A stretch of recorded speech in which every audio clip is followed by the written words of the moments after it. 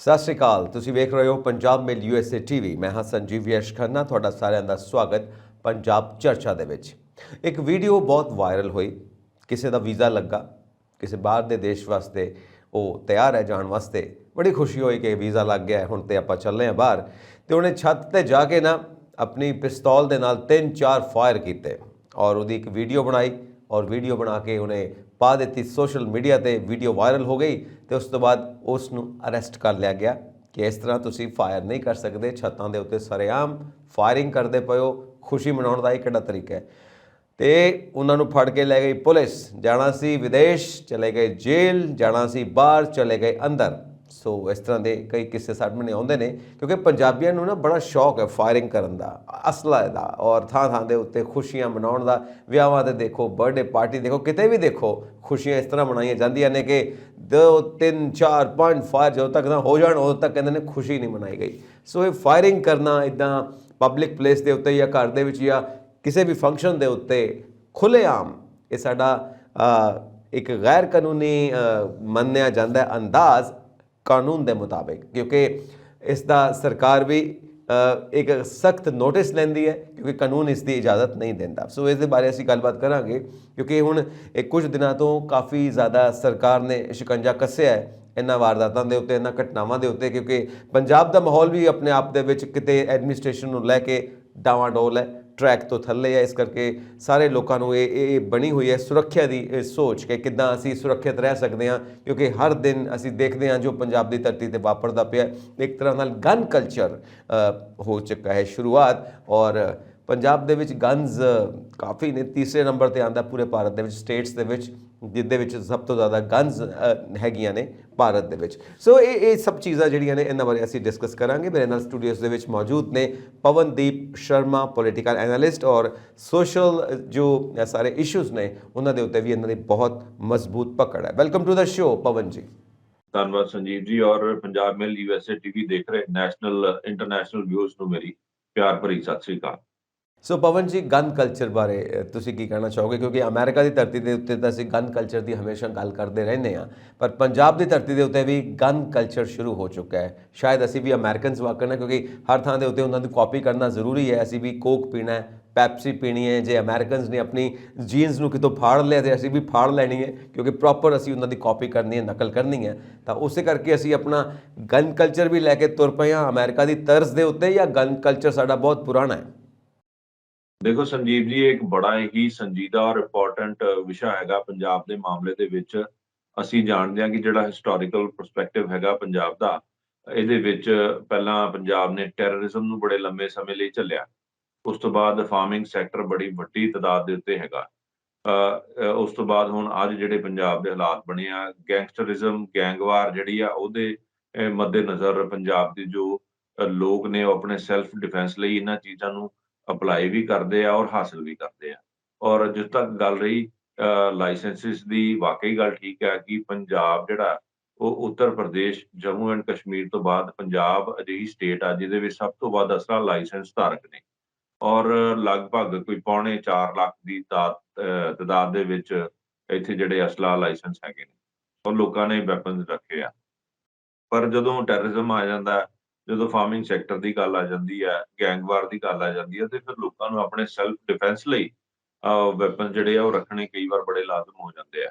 ਪਰ ਇਸ ਦੇ ਨਾਲ ਤੁਸੀਂ ਜਿਹੜਾ ਸ਼ੁਰੂਆਤ ਦੇ ਵਿੱਚ ਗੱਲ ਕੀਤੀ ਕਿ ਕਿਸੇ ਵਿਅਕਤੀ ਦੇ ਖੁਸ਼ੀ ਦੇ ਵਿੱਚ ਹਵਾਈ ਫਾਇਰ ਚਲਾ ਕੇ ਜਿਹੜਾ ਕਰਕੇ ਆਪਣੀ ਖੁਸ਼ੀ ਜਿਹੜੀ ਜ਼ਾਹਰ ਕੀਤੀ, ਫਿਰ ਸੋਸ਼ਲ ਮੀਡੀਆ ਤੇ ਉਹਨੂੰ ਪੋਸਟ ਕੀਤਾ, ਏਦਾਂ ਦੇ ਲੋਕਾਂ ਦੇ ਉੱਤੇ ਵਾਕਈ ਹੀ ਸਖਤੀ ਜਿਹੜੀ ਕਰਨੀ ਨਿਹਾਇਤ ਜ਼ਰੂਰੀ ਹੈਗੀ ਆ। ਜੇ ਕੋਈ ਸੋਸ਼ਲ ਮੀਡੀਆ ਦੇ ਉੱਤੇ ਵੈਪਨਰੀਜ਼ ਨੂੰ ਗਲੋਰੀਫਾਈ ਕਰਦਾ, ਗਨ ਕਲਚਰ ਨੂੰ ਗਲੋਰੀਫਾਈ ਕਰਦਾ, ਕਿਸੇ ਨੂੰ ਮਾਰ ਮਕਾਉਣ ਦੀਆਂ ਗੱਲਾਂ ਕਰਦਾ, ਜਾਂ ਹਵਾਈ ਫਾਇਰਿੰਗ ਦੀ ਵੀਡੀਓਜ਼ ਅਪਲੋਡ ਕਰਦਾ, ਰੀਲਸ ਬਣਾਉਂਦਾ ਵਿਊਜ਼ ਹਾਸਲ ਕਰਨ ਦੇ ਲਈ, ਤੇ ਉਹਦੇ ਉੱਤੇ ਸਖਤੀ ਤੋਂ ਸਖਤੀ ਜਿਹੜੀ ਉਹ ਵਰਤੀ ਜਾਣੀ ਚਾਹੀਦੀ ਆ। ਕਿਉਂਕਿ ਅਸਲੇ ਦਾ ਜਿਹੜਾ ਅਸਲ ਮੀਨਿੰਗ ਹੁੰਦਾ ਉਹ ਸੈਲਫ ਡਿਫੈਂਸ ਲਈ ਹੁੰਦਾ, ਤੇ ਜਿਹੜੇ ਲੋਕਾਂ ਨੂੰ ਬੜੀ ਰਿਕੁਆਇਰਮੈਂਟ ਹੁੰਦੀ ਹੈ ਸੈਲਫ ਡਿਫੈਂਸ ਦੀ, ਆਪਣੇ ਜੀਆਂ ਨੂੰ, ਆਪਣੇ ਜਾਨ ਮਾਲ ਦੀ ਰੱਖਿਆ ਕਰਨ ਲਈ, ਆਪਣੇ ਪਰਿਵਾਰ ਨੂੰ ਬਚਾਉਣ ਲਈ, ਕ੍ਰਿਮੀਨਲਸ ਲੋਕਾਂ ਕੋਲੋਂ, ਐਂਟੀ ਸੋਸ਼ਲ ਐਲੀਮੈਂਟਸ ਕੋਲੋਂ ਬਚਾਉਣ ਲਈ ਜਿਹੜੀ ਚੀਜ਼ਾਂ ਲੋੜੀਂਦਾ ਹੁੰਦੀਆਂ ਨੇ, ਫਿਰ ਏਦਾਂ ਦੇ ਜਿਹੜੇ ਕਰੈਕਟਰਸ ਹੁੰਦੇ ਆ ਸਮਾਜ ਦੇ ਵਿੱਚ, ਜਿਹੜੇ ਚੀਜ਼ਾਂ ਨੂੰ ਗਲੋਰੀਫਾਈ ਕਰਦੇ ਆ, ਵੀਡੀਓਜ਼ ਬਣਾਉਂਦੇ ਆ, ਰੀਲਸ ਬਣਾਉਂਦੇ ਆ, ਫਿਰ ਜਾ ਕੇ ਆਪਣੀ ਟੌਰ ਮਾਰਦੇ ਆ, ਵੈਪਨਸ ਲੋਕਾਂ ਨੂੰ ਦਿਖਾਉਂਦੇ ਆ, ਉਹਨਾਂ ਲੋਕਾਂ ਦੇ ਉੱਤੇ ਰੋਕਥਾਮ ਲੱਗਣੀ ਤਾਂ ਬਹੁਤ ਜ਼ਰੂਰੀ ਹੈ। ਪਰ ਇਹਦੇ ਵਿੱਚ ਵੀ ਬਹੁਤ ਸਾਰੇ ਨਜ਼ਰੀਆਤ ਹੈਗੇ ਆ ਕਿ ਜੇ ਭਗਵੰਤ ਮਾਨ ਗਵਰਨਮੈਂਟ ਨੇ ਗਨ ਕਲਚਰ ਤੇ ਰੋਕ ਲਾਉਣ ਦੀ ਹੁਣ ਗੱਲ ਕੀਤੀ, ਉਹਨਾਂ ਨੇ ਲਾਇਸੈਂਸੀ ਹਥਿਆਰਾਂ ਦੇ ਉੱਤੇ ਰੋਕ ਲਾਉਣ ਦੀ ਵੀ ਗੱਲ ਕੀਤੀ, ਕਿਹਾ ਕਿ ਕੁਝ ਨਵੇਂ ਲਾਇਸੈਂਸ ਨਹੀਂ ਬਣਨਗੇ ਔਰ ਜਿਹੜੇ ਪੁਰਾਣੇ ਹੈਗੇ ਉਹਨਾਂ ਨੂੰ ਰਿਵਿਊ ਕੀਤਾ ਜਾਊਗਾ। ਇਹਦੇ ਵਿੱਚ ਬਹੁਤ ਸਾਰੀਆਂ ਏਦਾਂ ਦੀਆਂ ਟੈਕਨੀਕਲ ਚੀਜ਼ਾਂ ਹੈਗੀਆਂ। ਫਿਰ ਉਹਨਾਂ ਨੇ ਕੁਝ ਨਿਰਦੇਸ਼ ਜਿਹੜੇ ਲੋਕਾਂ ਨੂੰ ਦਿੱਤੇ, ਡਾਇਰੈਕਸ਼ਨ ਦਿੱਤੀਆਂ, ਕੁਝ ਨੋਟੀਫਿਕੇਸ਼ਨਸ ਜਿਹੜੀਆਂ ਕਹਿ ਸਕਦੇ ਹਾਂ ਲੋਕਾਂ ਦੇ ਸਾਹਮਣੇ ਰੱਖੀਆਂ ਕਿ ਆਹ ਚੀਜ਼ ਨਹੀਂ ਹੋਊਗੀ, ਇਹ ਚੀਜ਼ ਨਹੀਂ ਹੋਊਗੀ। ਇਹ ਵੀ ਮੈਂ ਤੁਹਾਨੂੰ ਸੰਜੀਵ ਜੀ ਦੱਸ ਦੇਵਾਂ ਕਿ ਜੀ। ਇਹਦੇ ਵਿੱਚ ਵੀ ਕੋਈ ਨਵੀਂ ਗੱਲ ਨਹੀਂ ਹੈਗੀ, ਕਿਉਂਕਿ ਜਿਹੜੇ ਵੀ ਚੇਤਾਵਨੀਆਂ, ਜਿਹੜੀਆਂ ਵਾਰਨਿੰਗਸ, ਜਿਹੜੀਆਂ ਡਾਇਰੈਕਸ਼ਨਸ ਉਹਨਾਂ ਨੇ ਦਿੱਤੀਆਂ, ਉਹ ਆਲਰੇਡੀ ਅਸਲਾ ਲਾਇਸੈਂਸ ਜਦੋਂ ਜਾਰੀ ਹੁੰਦਾ ਉਹਦੀ ਕਾਪੀ ਦੇ ਉੱਤੇ ਮੈਂਸ਼ਨਡ ਹੁੰਦੀਆਂ ਨੇ। ਉਹਦੇ ਉੱਤੇ ਪਹਿਲੇ ਸਫ਼ੇ ਦੇ ਉੱਪਰ ਹੀ ਇਹ ਲਿਖਿਆ ਹੁੰਦਾ ਹੈ ਕਿ ਇਹ ਅਸਲਾ ਲਾਇਸੈਂਸ ਜਿਹੜਾ ਹੈ ਸਿਰਫ ਤੇ ਸਿਰਫ ਸੈਲਫ ਡਿਫੈਂਸ ਲਈ ਆ, ਸੈਲਫ ਪ੍ਰੋਟੈਕਸ਼ਨ ਲਈ ਆ, ਗੇਮਸ ਦੇ ਵਿੱਚ ਹਿੱਸਾ ਲੈਣ ਲਈ ਆ, ਜਾਂ ਐਸਟੈਬਲਿਸ਼ਮੈਂਟ ਨੂੰ ਬਚਾਉਣ ਦੇ ਲਈ ਆ। ਨਾ ਇਹ ਅਸਲਾ ਗਲੋਰੀਫਿਕੇਸ਼ਨ ਦੇ ਲਈ ਆ, ਨਾ ਭੀੜ ਭਾੜ ਇਲਾਕਿਆਂ ਦੇ ਵਿੱਚ ਲਿਜਾਣ ਲਈ ਆ, ਨਾ ਮੇਲਿਆਂ ਦੇ ਲਿਜਾਣ ਲਈ ਆ, ਨਾ ਲੋਕਾਂ ਨੂੰ ਦਿਖਾਉਣ ਲਈ ਆ, ਸਿਰਫ ਸੈਲਫ ਡਿਫੈਂਸ ਲਈ ਆ। ਸੋ ਇਸ ਕਰਕੇ ਜਿਹੜੀਆਂ ਹਦਾਇਤਾਂ ਜਾਰੀ ਕੀਤੀਆਂ ਗਈਆਂ ਜਾਂ ਲੋਕਾਂ ਨੂੰ ਇਹ ਮੈਸੇਜ ਸੰਦੇਸ਼ ਦੇਣ ਦੀ ਗੱਲ ਕੀਤੀ ਕਿ ਆਮ ਆਦਮੀ ਪਾਰਟੀ ਦੀ ਸਰਕਾਰ ਗਨ ਕਲਚਰ ਤੇ ਬੜੀ ਵੱਡੀ ਰੋਕ ਲਾ ਰਹੀ ਹੈ, ਇਹ ਬੜਾ ਏਦਾਂ ਦੀਆਂ ਗੱਲਾਂ ਹੋ ਗਈਆਂ, ਜਿਹੀ ਬੜੀਆਂ ਇੰਸਟਰਕਸ਼ਨ ਜਾਰੀ ਕਰ ਰਹੀ ਹੈ। ਮੈਂ ਇਹਦੇ ਵਿੱਚ ਕਹਿ ਦੇਣਾ ਚਾਹੁੰਦਾ ਵੀ ਨਵੀਂ ਗੱਲ ਕੋਈ ਵੀ ਭਗਵੰਤ ਮਾਨ ਨੇ ਨਹੀਂ ਕੀਤੀ। ਜਦੋਂ ਪਿਛਲੇ ਸਮੇਂ ਦੇ ਵਿੱਚ ਸਿੱਧੂ ਮੂਸੇਵਾਲਾ ਦਾ ਹਾਦਸਾ ਦਰਪੇਸ਼ ਆਇਆ ਸੀ, ਉਹਨਾਂ ਨੂੰ ਮਰਡਰ ਕੀਤਾ ਗਿਆ ਸੀ, ਉਹਨਾਂ ਦੀ ਕਿਲਿੰਗ ਹੋਈ ਸੀ, ਉਦੋਂ ਵੀ ਇਹਨਾਂ ਨੇ ਗਨ ਕਲਚਰ ਦੀ ਗੱਲ ਕੀਤੀ ਸੀ। ਪਰ ਉਸ ਜੀ। ਤੋਂ 6-7 ਮਹੀਨੇ, 2-4-5 ਮਹੀਨੇ ਬਾਅਦ ਵੀ ਫਿਰ ਉਹੀ ਸਥਿਤੀ ਉੱਥੇ ਦੀ ਉੱਥੇ ਹੀ ਹੈ। ਫਿਰ ਇਹਨਾਂ ਦੀ ਹਰ ਗੱਲ ਦੇ ਵਿੱਚ ਕਹਿ ਸਕਦੇ ਹਾਂ ਕਿ ਬਾਰ-ਬਾਰ ਪੁਰਾਣੀਆਂ ਗੱਲਾਂ ਨੂੰ ਹੀ ਦੁਬਾਰਾ ਦੁਹਰਾਇਆ ਜਾਂਦਾ ਹੈ। ਤੇ ਫਿਰ ਨਵੀਂ ਗੱਲ ਕੋਈ ਵੀ ਨਹੀਂ ਕਰਦੇ, ਉੱਥੇ ਦੇ ਉੱਥੇ ਆ ਕੇ ਗੱਲ ਖੜੀ ਹੋ ਜਾਂਦੀ ਹੈ। ਫਿਰ ਜੀ। ਜਿਹੜੀ ਕ੍ਰਿਮੀਨਲਸ ਹੈਗੇ ਆ, ਉਹਨਾਂ ਨੇ ਜੇ ਕੋਈ ਵਾਰਦਾਤ ਨੂੰ ਅੰਜਾਮ ਦੇਣਾ, ਤੇ ਫਿਰ ਉਹ ਲਾਇਸੈਂਸ ਥੋੜ੍ਹੀ ਬਣਾਉਣਗੇ। ਜਿਹੜੇ ਲਾਇਸੈਂਸ ਹੁੰਦੇ ਆ, ਉਹ ਲਾਇਸੈਂਸ ਧਾਰਕਾਂ ਦੀ ਪਹਿਲਾਂ ਪੂਰੀ ਇਨਵੈਸਟੀਗੇਸ਼ਨ ਹੁੰਦੀ ਹੈ, ਇਨਕੁਆਇਰੀ ਹੁੰਦੀ ਹੈ, ਜਾਂਚ ਪਰਖ ਹੁੰਦੀ ਹੈ, ਲੋਕਲ ਥਾਣਿਆਂ ਤੋਂ ਲੈ ਕੇ ਉੱਪਰਲੇ ਅਧਿਕਾਰੀਆਂ ਤੱਕ। ਉਸ ਤੋਂ ਬਾਅਦ ਜਾ ਕੇ ਉਹਨਾਂ ਦੀ ਨੀਡ ਦੇਖ ਕੇ ਉਹਨਾਂ ਨੂੰ ਅਸਲਾ ਲਾਇਸੈਂਸ ਜਾਰੀ ਕੀਤਾ ਜਾਂਦਾ। ਪਰ ਜੇ ਮੰਨ ਲਓ ਕਿ ਜੇ ਕੋਈ ਇੱਕਾ-ਦੁੱਕਾ ਵਾਰਦਾਤ ਕਿਸੇ ਵੱਲੋਂ ਹੋ ਗਈ, ਤੇ ਇਹਦਾ ਮਤਲਬ ਇਹ ਨਹੀਂ ਹੈਗਾ ਕਿ ਸਾਰੇ ਜਿਹੜੇ ਲਾਇਸੈਂਸੀ ਹਥਿਆਰ ਵਾਲੇ ਆ, ਉਹ ਕਿਤੇ ਸ਼ੱਕ ਦੇ ਘੇਰੇ ਦੇ ਵਿੱਚ ਆ ਜਾਂਦੇ ਆ।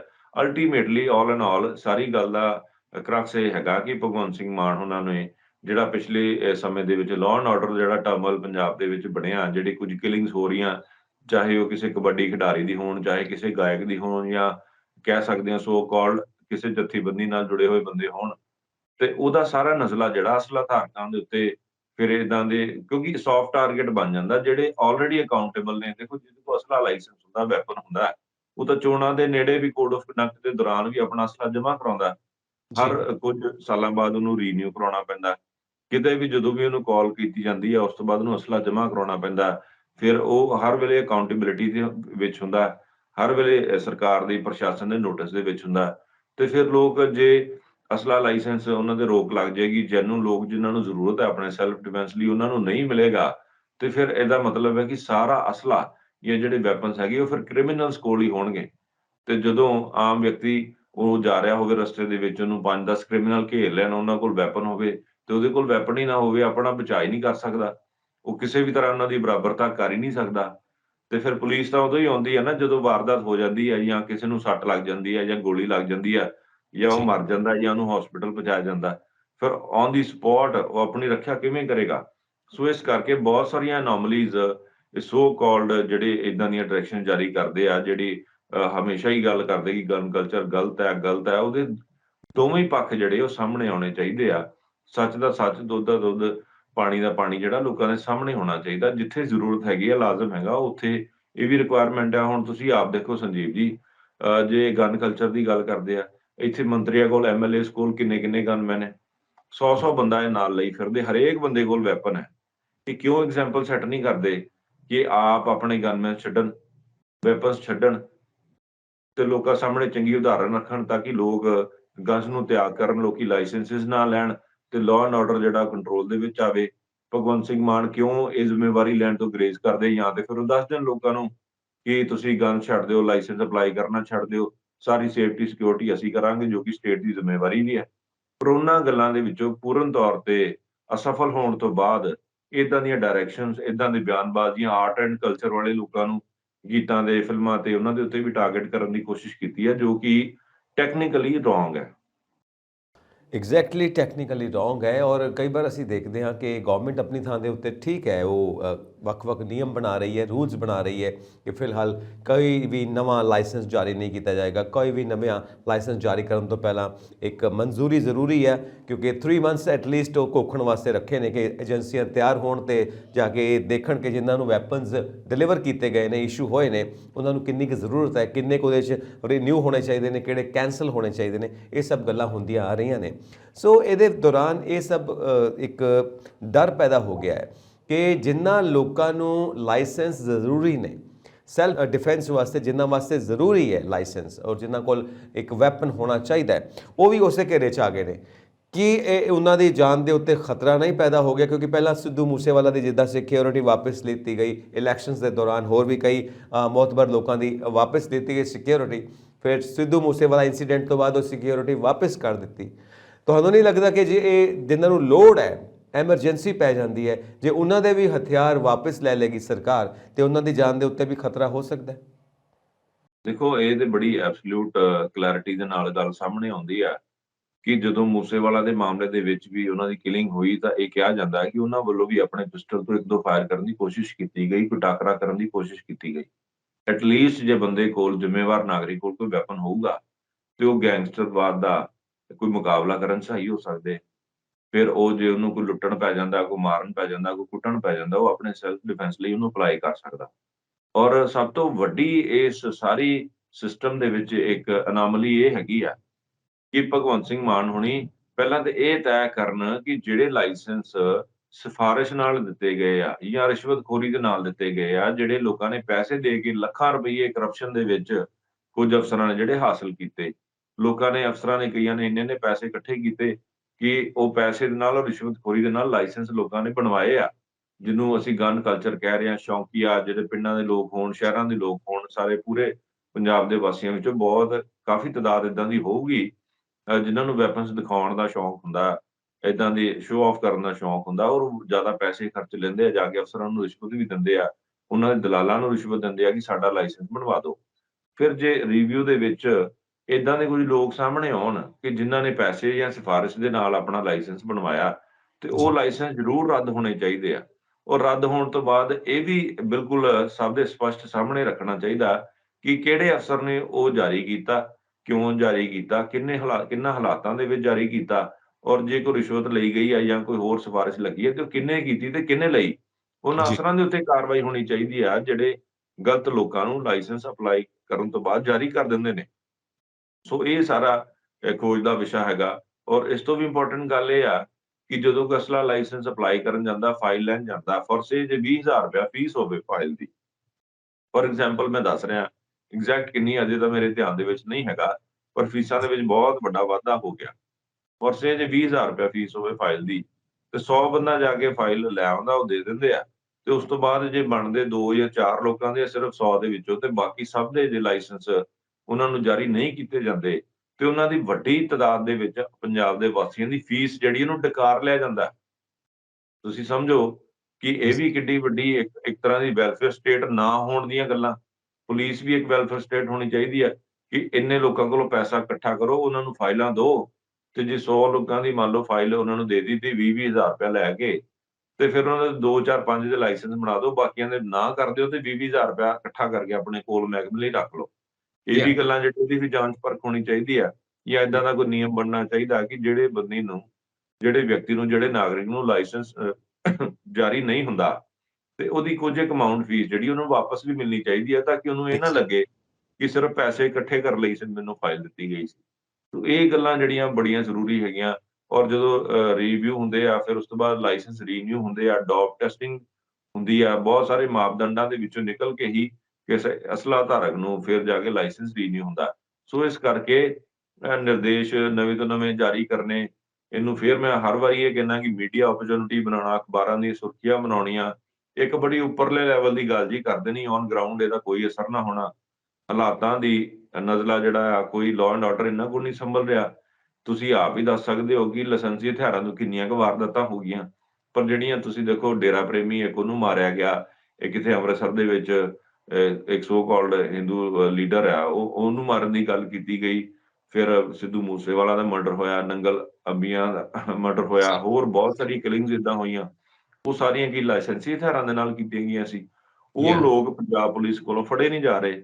ਹਮੇਸ਼ਾ ਹੀ ਕੋਈ ਆਪਰੇਸ਼ਨ ਦਿੱਲੀ ਪੁਲਿਸ ਕੋਈ ਸਪੈਸ਼ਲ ਸੈੱਲ ਚਲਾਉਂਦਾ, ਸਪੈਸ਼ਲ ਟੀਮ ਕਰਦੀ ਹੈ ਤੇ ਉਹ ਫੜਦੇ ਆ, ਤੇ ਇੱਥੇ ਨਾਕਾਮ ਹੋ ਰਹੇ ਆ। ਆਪ ਸਾਰੇ ਗੁਜਰਾਤ ਦੇ ਵਿੱਚ ਬੈਠੇ ਆ, ਮੁੱਖ ਮੰਤਰੀ ਸਮੇਤ, ਮੰਤਰੀਆਂ ਸਮੇਤ ਸਾਰੇ ਐਮਐਲਏ ਉੱਥੇ ਬੈਠੇ ਆ। ਪੰਜਾਬ ਦਾ ਲਾਅ ਐਂਡ ਆਰਡਰ ਖਰਾਬ, ਲੁੱਟਾਂ ਖੋਹਾਂ ਰੋਜ਼ ਹੋ ਰਹੀਆਂ, ਤੇ ਗੱਲ ਅਲਟੀਮੇਟਲੀ ਆ ਕੇ ਟਿਕਾ ਦਿੰਦੇ ਅਸਲਾ ਲਾਇਸੈਂਸ ਦੇ ਉੱਤੇ। ਸੋ ਇਸ ਕਰਕੇ ਇਹਨਾਂ ਦੀ ਕਮੀਆਂ ਖਾਮੀਆਂ ਜਿਹੜੀਆਂ ਲੋਕਾਂ ਦੇ ਜਗ ਜ਼ਾਹਰ ਹੈਗੀਆਂ, ਇਹਨਾਂ ਦੀ ਨਾਕਾਮੀ ਜਿਹੜੀ ਆ ਉਹ ਲੋਕਾਂ ਦੇ ਜਗ ਜ਼ਾਹਰ ਹੈਗੀ ਆ। ਸੋ ਇਸ ਕਰਕੇ ਇਹਦੇ ਨਾਲ ਤੁਹਾਡਾ ਸਵਾਲ ਠੀਕ ਹੈਗਾ ਕਿ ਜੇ ਜਿਹੜਾ ਗਰੀਬ ਮਜ਼ਲੂਮ ਤੋਂ ਮੇਰਾ ਭਾਵ ਆ ਜਿਹੜਾ ਸੱਚੀ ਨੀਡੀ ਆ, ਸੈਲਫ ਜੀ। ਡਿਫੈਂਸ ਦੀ ਜਿਹਨੂੰ ਜ਼ਰੂਰਤ ਹੈ, ਜਿਸ ਦੀ ਜਾਨ ਮਾਲ ਦੀ ਰੱਖਿਆ ਕਰਨਾ ਬੜੀ ਇੰਪੋਰਟੈਂਟ ਹੈ, ਉਸ ਵਿਅਕਤੀ ਨੂੰ ਜੇ ਇਹਨਾਂ ਦੇ ਹਾਲਾਤਾਂ ਦੇ ਵਿੱਚ ਵੀ ਸ਼ੱਕ ਦੇ ਘੇਰੇ ਨਾਲ ਵੇਖਿਆ ਜਾਏਗਾ, ਤੇ ਫਿਰ ਜਿਹੜੇ ਅੱਛੇ ਨਾਗਰਿਕ ਹੈ, ਜ਼ਿੰਮੇਵਾਰ ਨਾਗਰਿਕ ਹੈ, ਵਪਾਰੀ ਨੇ, ਬਿਜ਼ਨਸਮੈਨ ਨੇ, ਇੰਡਸਟਰੀਅਲਿਸਟ ਨੇ, ਜਾਂ ਪੋਲੀਟੀਕਲ ਐਕਟਿਵਿਸਟ ਨੇ, ਜਾਂ ਹੋਰ ਵੀ ਕੋਈ ਸਮਾਜੀ ਵਿਅਕਤੀ ਨੇ, ਫਿਰ ਜੇ ਉਹਨਾਂ ਨੂੰ ਵੀ ਸ਼ੱਕ ਦੇ ਆਧਾਰ ਦੇ ਉੱਤੇ ਹੀ ਦੇਖਿਆ ਜਾਏਗਾ, ਤੇ ਸਿੱਧੀ ਸਮਝਣ ਵਾਲੀ ਗੱਲ ਹੈ ਕਿ ਆਮ ਲੋਕਾਂ ਦਾ ਇਹਦੇ ਵਿੱਚ ਨੁਕਸਾਨ ਹੈ।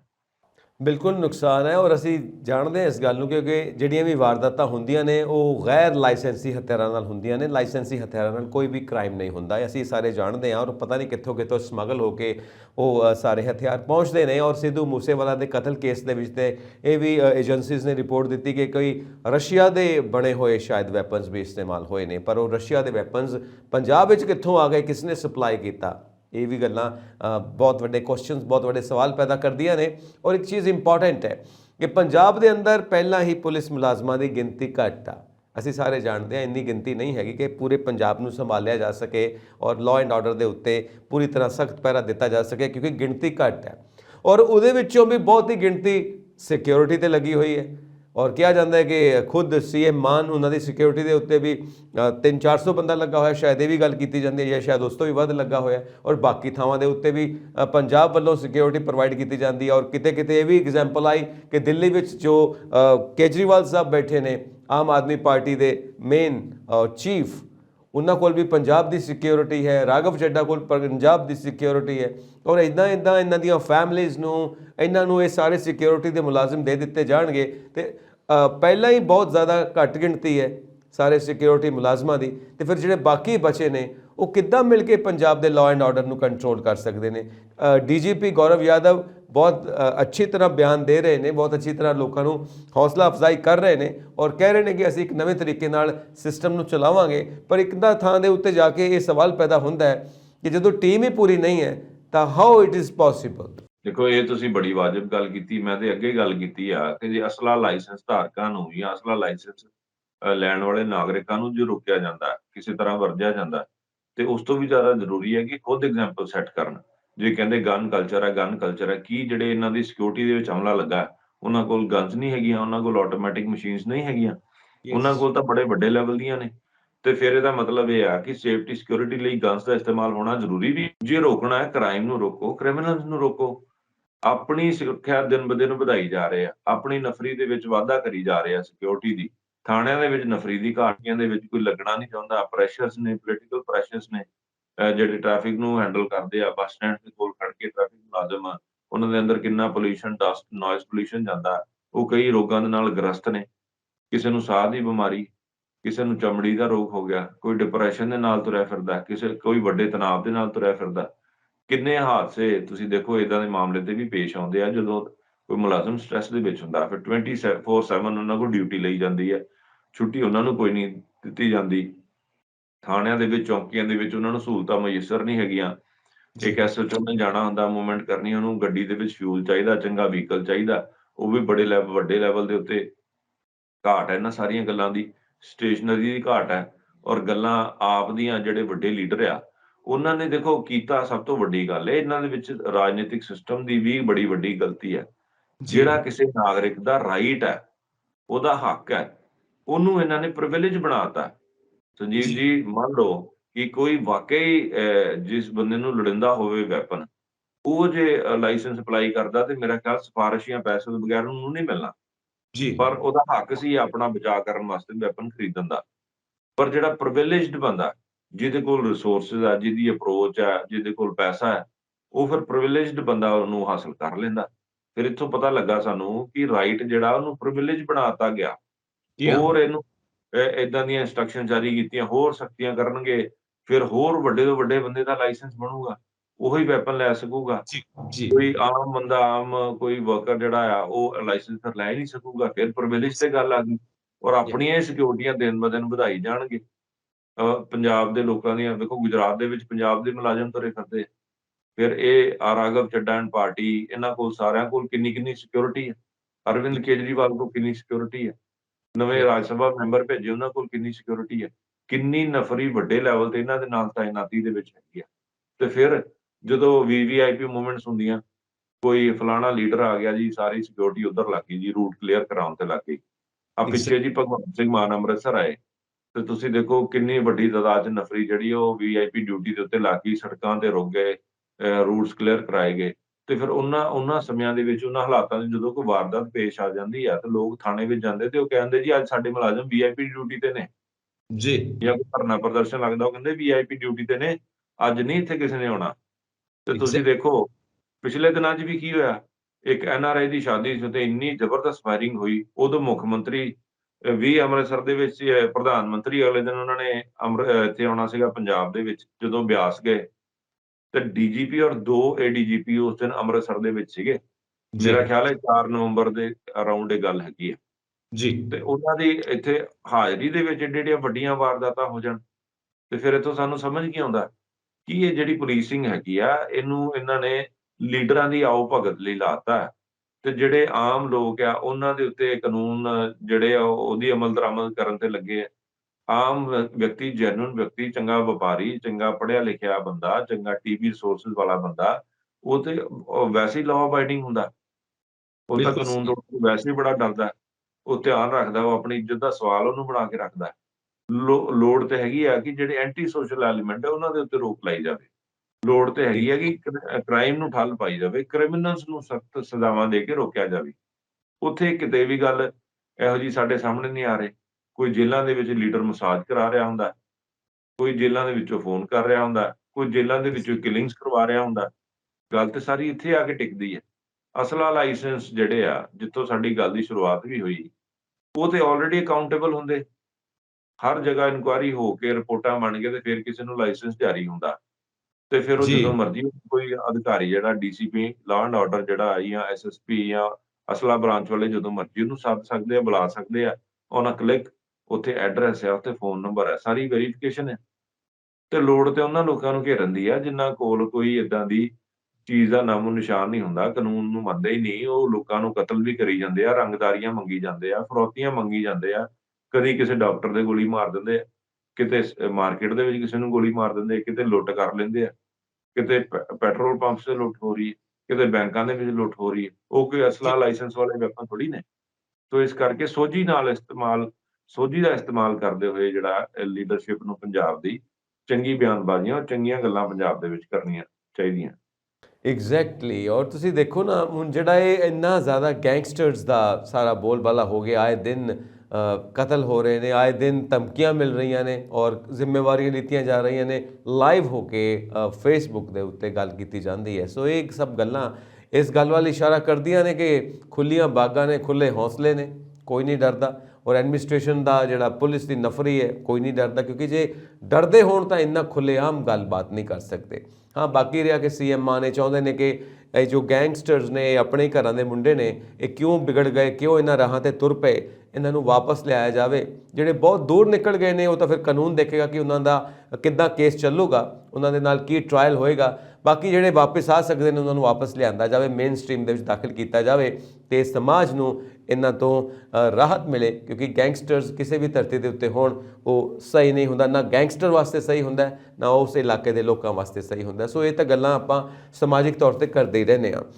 ਹੁਣ ਇੱਕ ਸਿੱਧੀ ਸਾਦੀ ਗੱਲ ਹੈ ਕਿ ਬਾਲੀਵੁੱਡ ਦੇ ਉੱਤੇ ਵੀ ਇਲਜ਼ਾਮ ਲੱਗਦਾ, ਬਾਲੀਵੁੱਡ ਯਾਨੀ ਕਿ ਪੰਜਾਬ ਦੀ ਫਿਲਮ ਇੰਡਸਟਰੀ ਦੇ ਉੱਤੇ ਵੀ ਇਲਜ਼ਾਮ ਲੱਗਦਾ, ਖਾਸ ਕਰਕੇ ਮਿਊਜ਼ਿਕ ਫਿਲਮ ਇੰਡਸਟਰੀ ਦੇ ਉੱਤੇ ਇਲਜ਼ਾਮ ਲੱਗਦਾ, ਮਿਊਜ਼ਿਕ ਐਲਬਮਸ ਦੇ ਉੱਤੇ ਇਲਜ਼ਾਮ ਲੱਗਦਾ ਕਿ ਉਹਦੇ ਵਿੱਚ ਗਨਜ਼ ਨੂੰ ਪ੍ਰਮੋਟ ਕੀਤਾ ਜਾਂਦਾ, ਗਨ ਕਲਚਰ ਨੂੰ ਪ੍ਰਮੋਟ ਕੀਤਾ ਜਾਂਦਾ ਹੈ। ਔਰ ਅੱਜ ਜਦੋਂ ਬੱਚਾ ਬਾਜ਼ਾਰ 'ਚ ਕੋਈ ਖਿਡੌਣਾ ਖਰੀਦਣ ਜਾਂਦਾ ਤੇ ਆਪਣੀ ਮੰਮੀ ਪਾਪਾ ਨੂੰ ਕਹਿੰਦਾ ਮੈਨੂੰ ਗਨ ਲੈ ਕੇ ਦਿਓ, ਹੋਰ ਕੋਈ ਖਿਡੌਣਾ ਸ਼ਾਇਦ ਇੰਨਾ ਨਹੀਂ ਖਰੀਦਦਾ ਜਿੰਨਾ ਗਨ ਉਹ ਬੜੇ ਇੰਟਰਸਟ ਨਾਲ ਖਰੀਦਦਾ ਹੈ। ਇਹ ਉਹਨਾਂ ਦੇ ਮਨ ਦੇ ਉੱਤੇ ਗਨਸ ਦਾ ਅਸਰ ਹੋ ਰਿਹਾ ਹੈ, ਗਨਸ ਦੇ ਸੌਂਗਸ ਦਾ ਅਸਰ ਹੋ ਰਿਹਾ ਹੈ, ਇਹ ਵੈਪਨਸ ਨੂੰ ਜੋ ਪ੍ਰਮੋਟ ਕੀਤਾ ਜਾ ਰਿਹਾ ਹੈ ਸੌਂਗਸ ਦੇ ਵਿੱਚ, ਫਿਲਮਾਂ ਦੇ ਵਿੱਚ, ਇਹ ਉਹਦਾ ਉਸ ਬੱਚੇ ਦੇ ਮਨ ਦੇ ਉੱਤੇ ਅਸਰ ਹੋ ਰਿਹਾ ਹੈ। ਉਹ ਵੱਡਾ ਹੋ ਕੇ ਕੀ ਬਣੇਗਾ?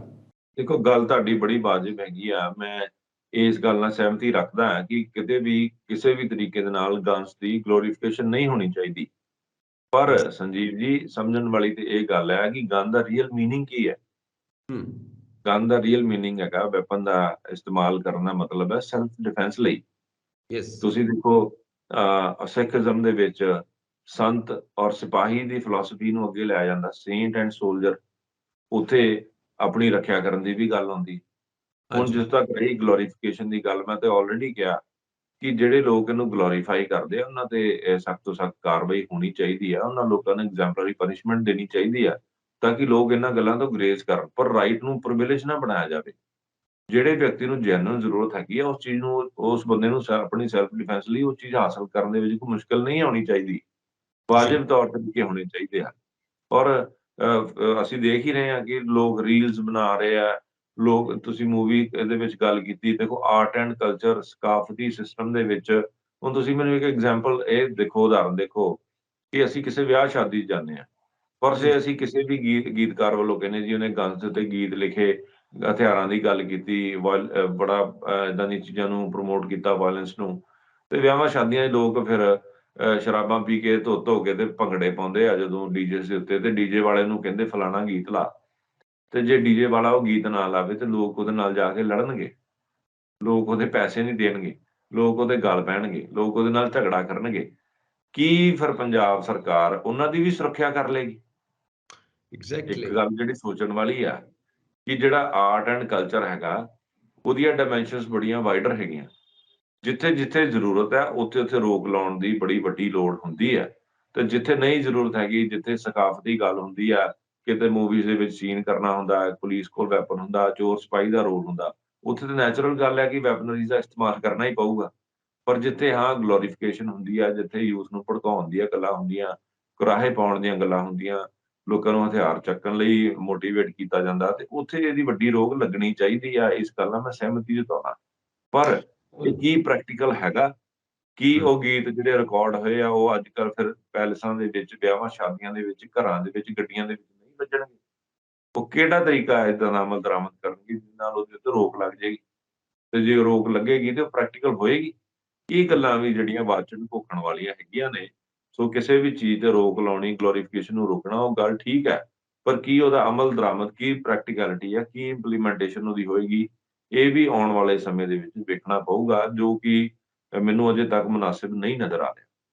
ਜੀ, ਜਿੱਦਾਂ ਅਸੀਂ ਬੱਚਿਆਂ ਦੀ ਗੱਲ ਕੀਤੀ ਹੈ ਕਿ ਵੀਡੀਓ ਗੇਮਸ ਇੱਦਾਂ ਦੀਆਂ ਨੇ, ਆਨਲਾਈਨ ਗੇਮਸ ਇੱਦਾਂ ਦੀਆਂ ਨੇ ਜਿਹਦੇ ਵਿੱਚ ਗਨਸ ਦਾ ਇਸਤੇਮਾਲ ਹੈ, ਲਗਾਤਾਰ ਫਾਇਰਿੰਗ, ਕਿਲਿੰਗ, ਔਰ ਇਸ ਸਭ ਦਾ ਮਨੋਵਿਗਿਆਨ ਦੇ ਉੱਤੇ ਅਸਰ ਪੈਂਦਾ, ਬੱਚੇ ਦੇ ਕੋਮਲ ਮਨ ਦੇ ਉੱਤੇ, ਕੋਮਲ ਮਨੋਵਿਗਿਆਨ ਦੇ ਉੱਤੇ ਅਸਰ ਪੈਂਦਾ। ਵੱਡਾ ਹੋ ਕੇ ਉਹਦੇ ਦਿਮਾਗ ਦੇ ਵਿੱਚ ਇਹ ਚੀਜ਼ਾਂ ਰਹਿੰਦੀਆਂ ਨੇ, ਜ਼ਿਹਨ 'ਚ ਚੀਜ਼ਾਂ ਰਹਿੰਦੀਆਂ ਨੇ ਕਿ ਇੱਦਾਂ ਗੋਲੀਆਂ ਚਲਾਉਣੀਆਂ ਨੇ, ਇੱਦਾਂ ਕਿਲਿੰਗਸ ਕਰਨੀਆਂ ਨੇ। ਇਹ ਕੋਈ ਹੈਲਦੀ ਸਾਈਨ ਨਹੀਂ ਹੈ, ਕੋਈ ਹੈਲਦੀ ਮਾਈਂਡ ਨਹੀਂ ਹੈ। ਸੋ ਇਸ ਕਰਕੇ ਇਹ ਚੀਜ਼ਾਂ ਵੀ ਧਿਆਨ ਦੇਣੀਆਂ ਪੈਣਗੀਆਂ।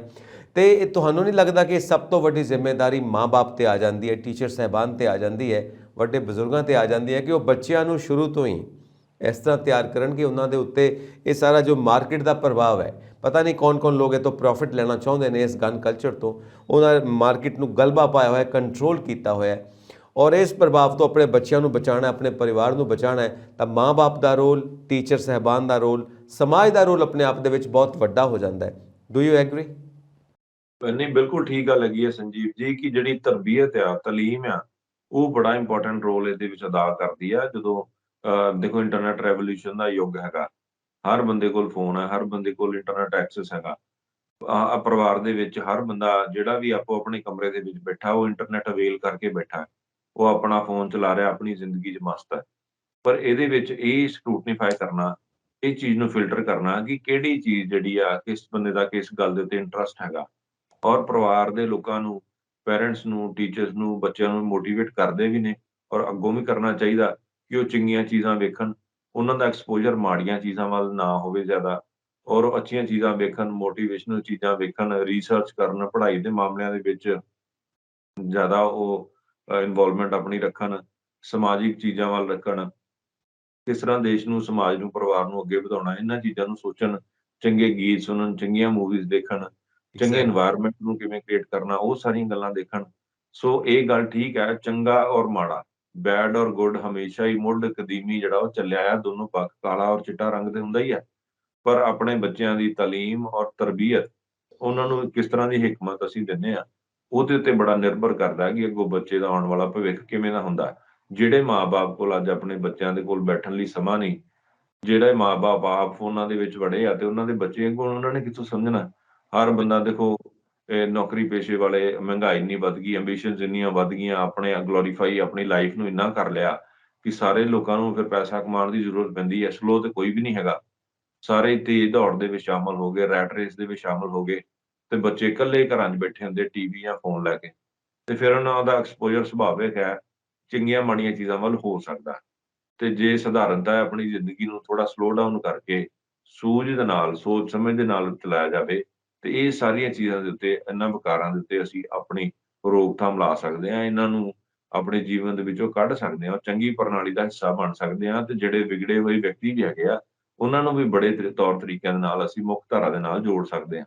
ਸੋ ਇਸ ਕਰਕੇ ਬੜੀ ਇੰਪੋਰਟੈਂਟ ਗੱਲ ਤੁਸੀਂ ਕੀਤੀ ਕਿ ਤਾਲੀਮ ਔਰ ਤਰਬੀਅਤ ਕਿਸੇ ਵੀ ਬੱਚੇ ਦੀ ਸ਼ੁਰੂਆਤੀ ਦਿਨਾਂ ਦੇ ਉੱਤੇ ਹੀ ਜੇ ਅੱਛੀ ਹੋ ਜਾਂਦੀ ਹੈ, ਤੇ ਉਹਦੀ ਬਾਕੀ ਰਹਿੰਦੀ ਲਾਈਫ ਵੀ ਜਿਹੜੀ ਹੈ ਬੜੇ ਅੱਛੇ ਤਰੀਕੇ ਦੇ ਨਾਲ ਜ਼ਿੰਮੇਵਾਰ ਨਾਗਰਿਕ ਵੱਲੋਂ, ਅਮਨ ਪਸੰਦ ਨਾਗਰਿਕ ਵੱਲੋਂ ਔਰ ਇੱਕ ਮੋਟੀਵੇਟਿਡ ਔਰ ਚੰਗੇ ਰਸਤੇ ਤੇ ਤੁਰਨ ਵਾਲੇ ਨਾਗਰਿਕ ਵਜੋਂ ਸਾਡੇ ਦੇਸ਼ ਦੇ ਵਿੱਚ ਹੋ ਸਕਦੀ ਹੈ।